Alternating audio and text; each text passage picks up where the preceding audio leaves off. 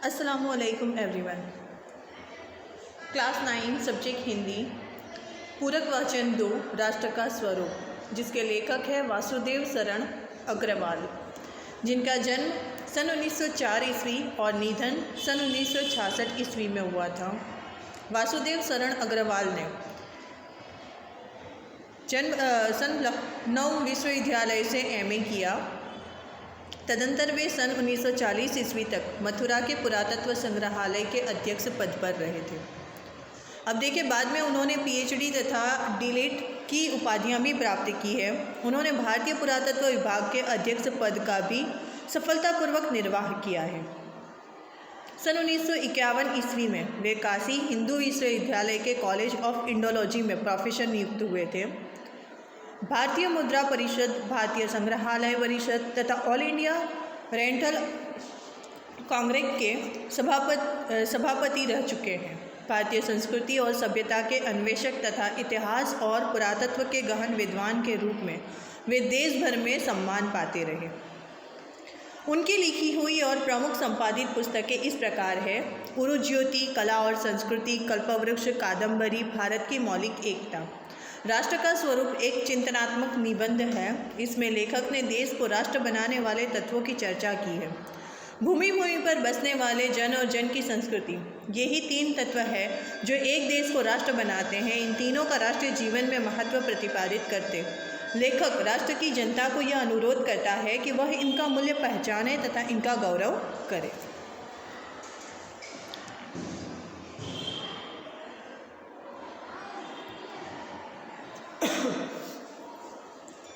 भूमि पर बसने वाला जन और जन की संस्कृति, इन तीनों के सम्मिलित से राष्ट्र का स्वरूप बनता है।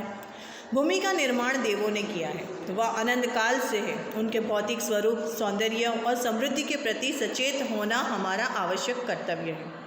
भूमि के पार्थिव स्वरूप के प्रति हम जितने अधिक जागृत होंगे, उतनी ही हमारी राष्ट्रीयता बलवती हो सकेगी। यह पृथ्वी सच्चे अर्थों में समस्त राष्ट्रीय विचारधाराओं की जननी है। जो राष्ट्रीयता पृथ्वी के साथ नहीं जुड़ी, वह निर्मूल होती है।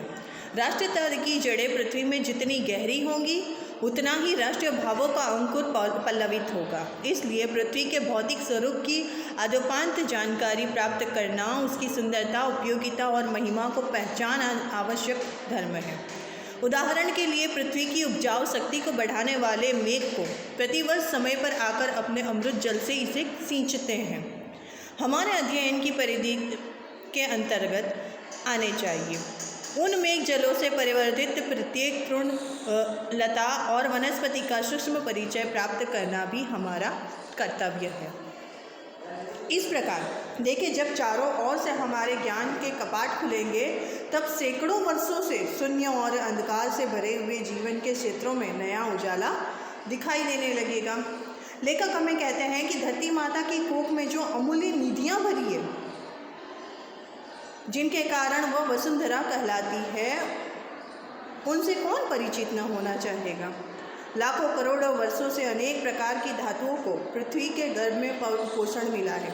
दिन रात बहने वाली नदियों ने पहाड़ों को पीस कर अगणित प्रकार की मिट्टियों से पृथ्वी की देह को सजाया हुआ है। हमारे भावी आर्थिक अभ्युदय के लिए इन सब की जांच पड़ताल अत्यंत आवश्यक है। पृथ्वी की गोद में जन्म लेने वाले खड़े पत्थर कुशल शिल्पियों के से संवारे जाने पर अत्यंत सौंदर्य का प्रतीक बन जाते हैं। नाना भांति के अनगढ़ नग विंध्य की नदियों के प्रवाह में सूर्य की धूप से चिलकते रहते हैं। उन सिलवटों को जब चतुर कारीगर पहलदार कटाव पर लादे हैं, तब उनके प्रत्येक घाट से नई शोभा और सुंदरता फूट पड़ती है। वे अनमोल हो जाते हैं। पृथ्वी और आकाश के अंतराल में जो कुछ सामग्री भरी पड़ी है, पृथ्वी के चारों ओर फैले हुए गंभीर सागर में जो जलचर एवं रत्नों की राशियां हैं, उस सब के प्रति चेतना और स्वागत के नए भाव राष्ट्र में फैलने चाहिए। लेखक हमें कहते हैं कि राष्ट्र के नवयुवकों के हृदय में उन सब के प्रति जिज्ञासा की नई किरणें जब तक नहीं फूटती, तब तक हम सोए हुए के समान हैं।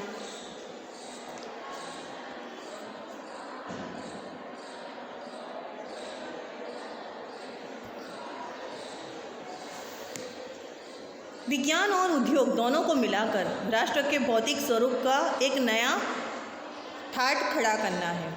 यह कार्य प्रसन्न उत्साह और अथक परिश्रम के द्वारा नित्य आगे बढ़ाना चाहिए।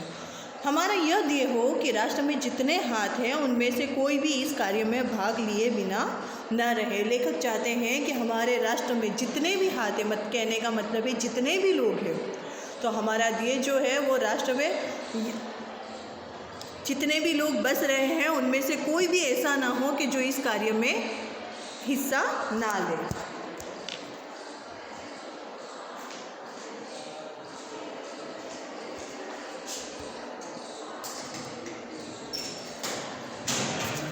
अब देखिए यहाँ पर मातृभूमि पर निवास करने वाले मनुष्य राष्ट्र के दूसरे अंग हैं। पृथ्वी हो और मनुष्य न हो तो राष्ट्र की कल्पना असंभव है। जो मातृभूमि यानी ज़मीन पर बसने वाले, निवास करने वाले मतलब होता है जो बसने वाले हैं, जो रहते हैं, वो लोग मनुष्य राष्ट्र के दूसरे अंग है। पृथ्वी और मनुष्य न हो तो राष्ट्र को कल्पना असंभव के बराबर है। पृथ्वी और जन दोनों के सम्मिलित से ही राष्ट्र का स्वरूप संपादित होता है। जन के कारण ही पृथ्वी मातृभूमि की संज्ञा प्राप्त करती है। पृथ्वी माता है और जन सच्चे अर्थों में पृथ्वी का पुत्र है। माता भूमि है, पुत्र दह पृथ्व्याः, भूमि माता है, मैं उसका पुत्र हूँ। देखिए संस्कृत की ये पंक्तियाँ हमें जन के हृदय में इस सूत्र का अनुभव ही राष्ट्रता की कुंजी बता रही है। इसी भावना से राष्ट्र निर्माण के अंकुर उत्पन्न होते हैं। यह भाव सशक्त रूप में जागता है तब राष्ट्र निर्माण के स्वर वायुमंडल में भरने लगते हैं। इस भाव के द्वारा ही मनुष्य पृथ्वी के साथ अपने सच्चे संबंध को प्राप्त करते हैं। जहाँ यह भाव नहीं है वहाँ जन और भूमि का संबंध अचेतन और जड़ बना रहता है। जिस समय भी जन का हृदय भूमि के साथ माता और पुत्र के संबंध को पहचानता है, उसी क्षण आनंद और श्रद्धा से भरा हुआ उसका प्रमाण भाव मातृभूमि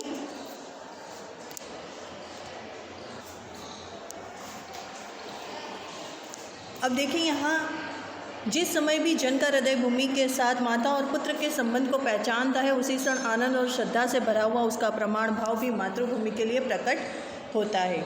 इसी दृढ़ चट्टान पर राष्ट्र का चिरजीवनी आश्रित रहता है। इसी मर्यादा को मानकर राष्ट्र के प्रति मनुष्य के कर्तव्य और अधिकारों का उदय होता है।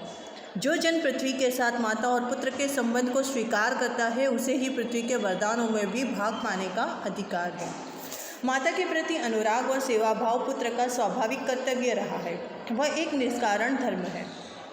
स्वार्थ के लिए पुत्र का माता के प्रति प्रेम पुत्र के अधः पतन को सूचित करता है। जो जन मातृभूमि के साथ अपना संबंध जोड़ना चाहता है, उसे अपने कर्तव्य के प्रति पहले ध्यान देना चाहिए।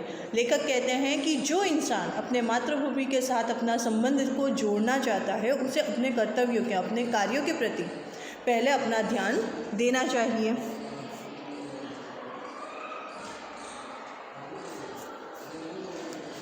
माता जो है अपने सभी पुत्रों को समान भाव से चाहती है। इसी प्रकार पृथ्वी पर बसने वाले जन बराबर हैं। उनमें ऊंच और नीच का भाव नहीं होता है। देखें, एक माँ जो है अपने कितने भी बच्चे होंगे सबको समान रूप में चाहेगी, वो सबको समान प्यार करती है। इसी प्रकार पृथ्वी पर बसने वाले जन यानी जितने भी लोग हैं सब बराबर हैं। उनमें ऊंच और नीच का कोई भाव नहीं होता है। ना कोई ऊंचा होता माना जाता है, ना कोई नीची जाति का माना जाता है। जो मातृभूमि के हृदय के साथ जुड़ा हुआ है वह समान अधिकार का भागी होता है।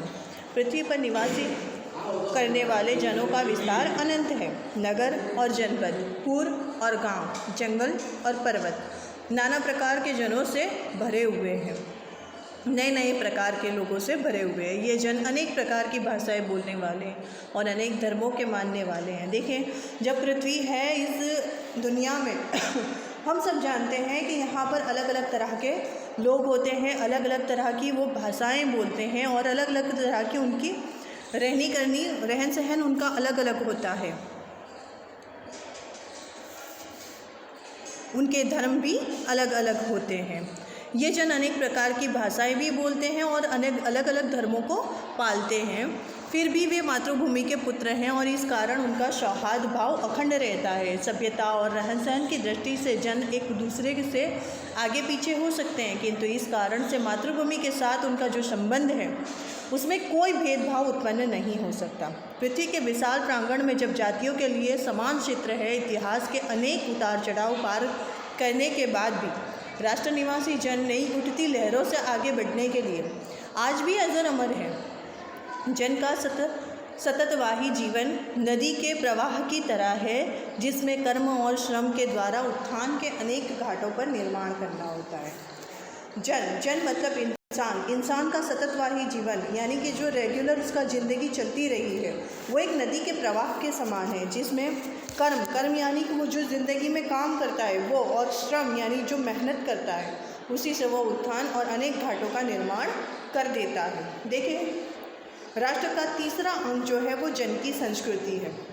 संस्कृति हर एक देश की अलग अलग संस्कृति है। मनुष्य के युगों में जिस सभ्यता का निर्माण किया है वही उसके जीवन की श्वास प्रश्वास है। बिना संस्कृति के जन की कल्पना बंद मात्र है। संस्कृति ही जन का मस्तिष्क है। संस्कृति के विकास और अभ्युदय के द्वारा ही राष्ट्र की वृद्धि संभव है। संस्कृति जैसे कि एक हमारे कोई इंडियन पर्सन, एक एग्जाम्पल लूँ तो कोई इंडियन लेडी है, वो फॉरेन में लंदन में जाके साड़ी पहनती है, तो वो भारतीय संस्कृति उसकी बता रही है।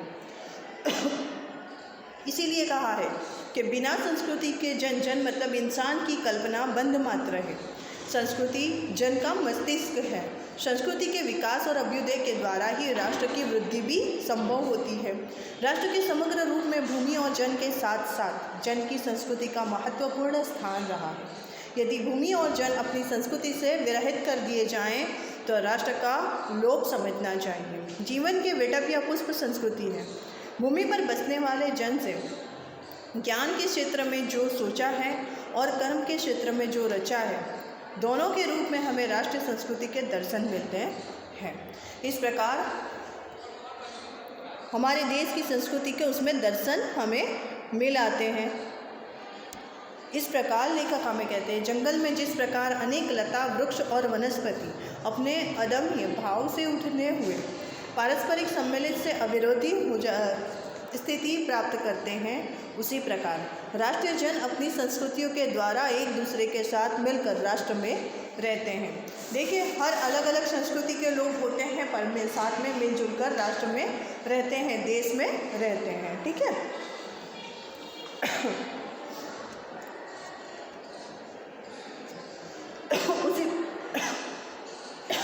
जिस प्रकार जलों के अनेक प्रवाह नदियों के रूप में मिलकर समुद्र में एकरूपता प्राप्त करते हैं, सारी नदियाँ किससे जाके मिलती है? तो समंदर से जाके मिलती है। तो कि इसी प्रकार सारी नदियाँ जिस तरह एक रूप धारण करके समुद्र से वे एकरूपता प्राप्त करती है, उसी प्रकार राष्ट्रीय जीवन की अनेक विधियाँ राष्ट्रीय संस्कृति में समन्वय प्राप्त करती है। समन्वयुक्त जीवन ही राष्ट्र का सुखदायी रूप माना जाता है। साहित्य, कला, नृत्य, गीत, आमोद प्रमोद अनेक रूपों में राष्ट्रीय जन अपने अपने मानसिक भावों को प्रकट करते हुए गांवों को जंगलों में स्वच्छंद जन्म लेने वाले लोकगीतों में तारों के नीचे विकसित लोक कथाओं में संस्कृति का अमित भंडार भरा हुआ है।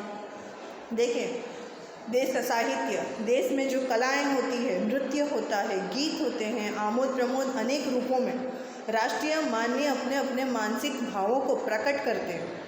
गांवों और जंगलों में स्वच्छंद जन्म लेने वाले लोकगीतों में तारों के नीचे विकसित लोक कथाएँ और सब में संस्कृति का अमित भंडार भरा हुआ हमें मिल आता है। जहाँ से आनंद की भरपूर मात्रा प्राप्त हो सकती है, राष्ट्रीय संस्कृति के परिचय काल में उन सब का स्वागत करने की आवश्यकता रखी है।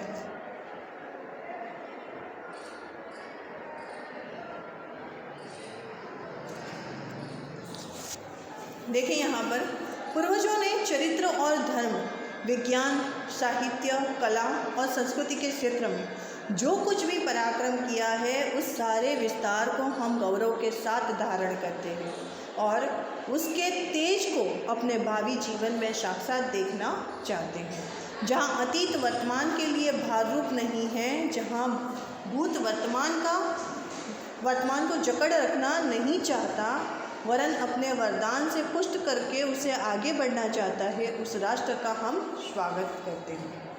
देखिए, यहाँ पर लेखक हमें समझा रहे हैं कि पूर्वजों ने चरित्र और धर्म, विज्ञान, साहित्य, कला और संस्कृति के क्षेत्र में जो कुछ भी पराक्रम किए थे, उस सारे विस्तार को हम गौरव के साथ धारण करते हैं। और जो कोई इंसान कोई भी सिद्धि हासिल करता है तो उसके नाम से के साथ उसे बताया जाता है और उस देश को भावी जीवन में साक्षात देखना चाहता है, जहाँ अतीत वर्तमान के लिए भारूप नहीं होता। अतीत यानी बिजरा हुआ कल, तो वो वर्तमान यानी प्रेजेंट के लिए भारूप नहीं, जहाँ भूत वर्तमान के लिए। भूतकाल में आपके साथ जो कुछ भी आए वो जकड़ नहीं रखता है। इसी प्रकार हमें नए पुष्ट आगे बढ़ते रहना चाहिए और एक नए राष्ट्र का स्वागत करते हैं। राष्ट्र का स्वरूप एक चिंतनात्मक निबंध बताया है हमें। इसमें लेखक ने देश को राष्ट्र बनाने वाले तत्वों की चर्चा की है। भूमि पर बसने वाले जन और जन की संस्कृति, यही 3 तत्व हैं तो एक देश को राष्ट्र बनाते हैं। इन तीनों का राष्ट्रीय जीवन में महत्व प्रतिपादित करते लेखक राष्ट्र की जनता को यह अनुरोध करता है कि वह इनका मूल्य पहचाने, यानी हमारे देश की जो संस्कृति है उसका मूल्य हमें उसे पहचानना चाहिए। इंसान इस देश में क्या महत्व रखता है और ये देश की जो धरती है ये हमारे लिए कितनी महत्वपूर्ण रही है, इस बातों को वो पहचाने और उन पर वह गौरव करे। Thank you for watching.